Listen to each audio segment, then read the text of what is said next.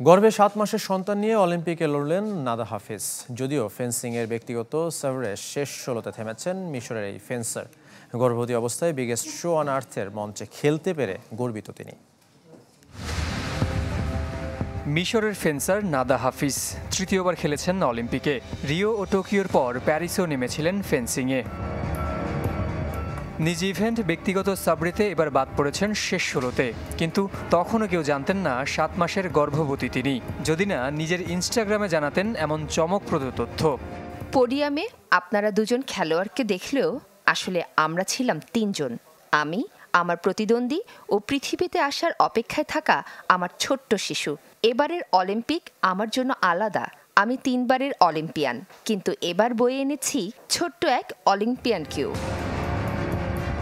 মূলত নারী শক্তির প্রমাণ রাখতেই গর্ভের সন্তান নিয়ে অলিম্পিকে খেলার সিদ্ধান্ত নেন নাদা। কঠিন সেই যাত্রায় সঙ্গী হিসেবে পেয়েছেন স্বামী ইব্রাহিম ইহাব ও পরিবারের বাকি সদস্যদের। যদিও গর্ভের সেই সন্তানের লিঙ্গ এখনও প্রকাশ করেননি। আমার বাচ্চা ও নিজেকে বেশ চ্যালেঞ্জ পার করে আসতে হয়েছে, শারীরিক ও মানসিক দুইভাবেই। তবে মিশরের নারী হিসেবে আমাদের শক্তি ও অধ্যাবসায় তুলে ধরতে চেয়েছি।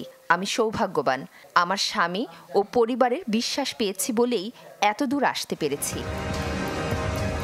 গর্ভবতী অবস্থায় অলিম্পিকে অংশ নিয়ে যেমন অনেকের প্রশংসা করাচ্ছেন নাদা হাফিজ, তেমনি সমালোচনাও করছেন কেউ কেউ। যদিও পরিসংখ্যান বলছে অনাগত সন্তান নিয়েই ভালো খেলেছেন নাদা। আগের 2 আসরের প্রথম রাউন্ডে বাদ পড়লেও এবার থেমেছেন শেষ 16তে। জহির সাগর, চ্যানেল 24।